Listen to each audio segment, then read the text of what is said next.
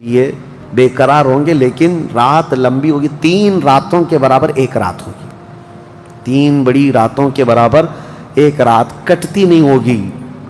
لوگ تھک چکے ہوں گے سو سو کر کے، اس کے بعد پھر اچانک چھوٹی چھوٹی روشنی آئے گی سورج کی، لوگ چیخ مارتے ہوئے خوشیوں سے باہر آ جائیں گے کہ اجالا آ گیا۔ پہلے تو لوگوں کو یہ لگ رہا تھا کہ اب اندھیرا ہے، اب سورج آئے گا ہی نہیں، لیکن جیسی روشنی آنے لگے گی سب بھاگ کر کے باہر آئیں گے، لیکن دیکھیں گے اس وقت تو سورج جو ہے پچھم کی طرف سے نکل رہا ہوگا۔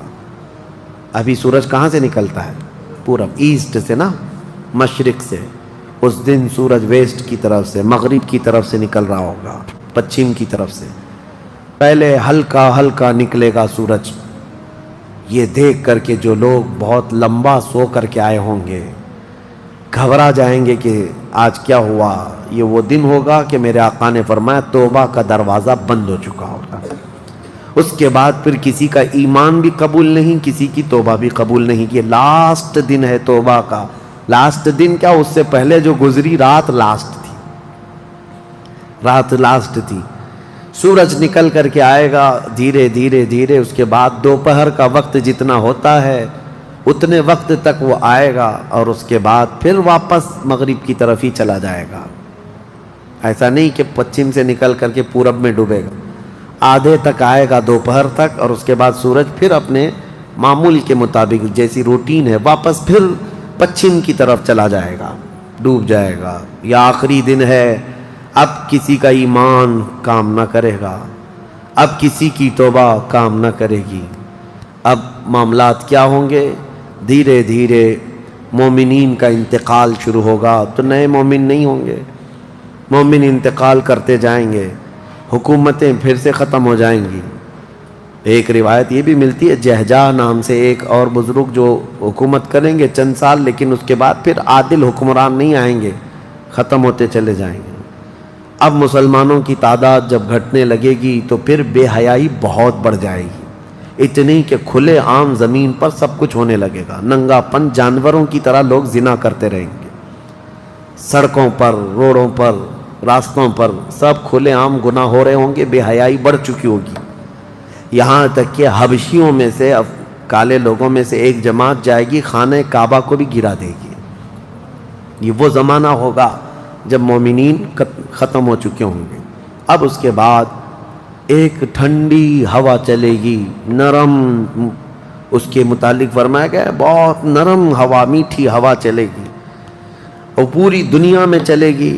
جو مومن ہوگا وہ ہوا ان کے بغلوں سے گزرے گی تو وہ اسی وقت انتقال کر جائیں گے۔ ایمان والے ختم ہو چکے ہوں گے۔ اب میرے آقا صلی اللہ علیہ وسلم فرماتے ہیں روئے زمین پر اللہ اللہ کہنے والا کوئی بھی باقی نہیں رہے گا۔ یہ اینڈ لاسٹ مومنٹ پر میں آ رہا ہوں، ختم ہونے کے قریب ہے۔ سب مومنین انتقال کر چکے ہوں گے اس ہوا کے بعد۔ اس کے بعد چند سال زندگی گزرتی رہے گی نارمل، لوگ اپنے اپنے کاموں میں مصروف ہوں گے۔ پھر اچانک ایک دن حضرت اسرافیل علیہ السلام سور پھونکیں گے۔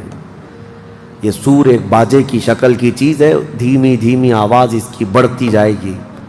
اب یہ آواز اتنی تیز بڑھے گی کہ دھماکہ ہوگا پوری زمین پر، زلزلہ آ جائے گا۔ اتنا بڑا زلزلہ آئے گا کہ قرآن میں ہے یوم ترونہا تذہل کل مرضعۃ عما ارضعت وتضع کل ذات حمل حملہا۔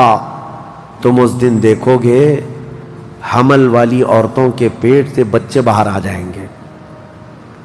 ہر آدمی جو دودھ پلانے والی ماں جو ہے بچے کو لے کر بیٹھی ہوگی، اس آواز پر وہ بچے کو اٹھا کر پھینک دے گی۔ کوئی ماں اپنے بچے کو پھینکے گی؟ لیکن وہ دن ہوگا جب ماں اپنے بچے کو پھینک دے گی، حاملہ عورت اس کا پیٹ نکل کر کے بچہ باہر آ چکا ہوگا۔ لوگ جو کام کر رہے ہوں گے وہیں پر سب اپنے کام چھوڑ چکے ہوں گے، اور اس کے بعد پھر اسی سور کی آواز کے بڑھتے بڑھتے جب زمین میں زلزلے آئیں گے سب ختم ہو چکے ہوں گے، سب کی موت ہوگی۔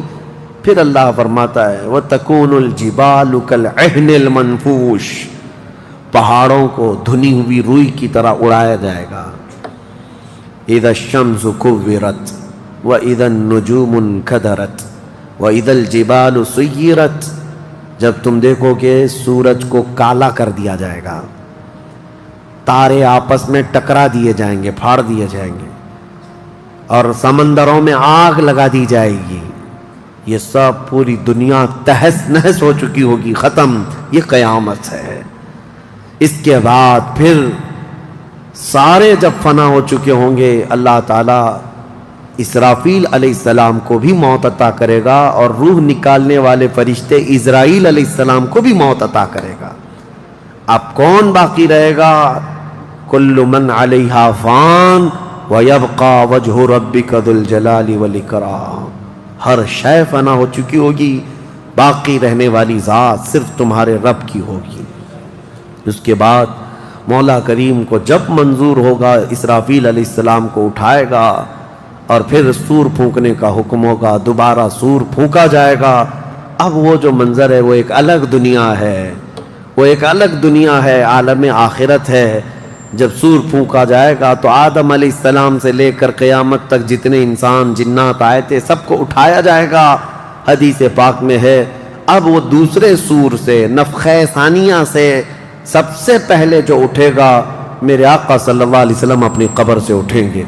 حضور نے فرمایا دوسرے سور کے بعد میں اپنی قبر سے اس طرح اٹھوں گا کہ میرا ایک ہاتھ ابو بکر کے کندھے پر ہوگا، دوسرا ہاتھ عمر فاروق کے کندھے پر ہوگا۔ اس شان سے میرے آقا صلی اللہ تعالیٰ علیہ وسلم میدان قیامت میں آئیں گے، اور اس کے بعد کے جو مناظر ہیں، ہر آدمی کو کھڑا کر دیا جائے گا، ہر انسان کو میدان میں کھڑا کر دیا جائے گا، اور تمہیں چاہے تم کو مٹی کھا چکی ہو، تم کسی کی غذا بن چکے ہو، تم کو جلا دیا گیا ہو، تم کو پانی میں غرق کر دیا گیا ہو، کسی بھی حالت میں ہو، اور رب قدیر فرماتا ہے جب ہم نے تم کو نطفے سے پیدا کیا پورا انسان، تو تمہارے جلا کر خاک ہو جانے کے بعد تمہاری راکھ سے بھی وہ تم کو دوبارہ زندہ اٹھائے گا۔ جب تمہیں زندہ اٹھایا جائے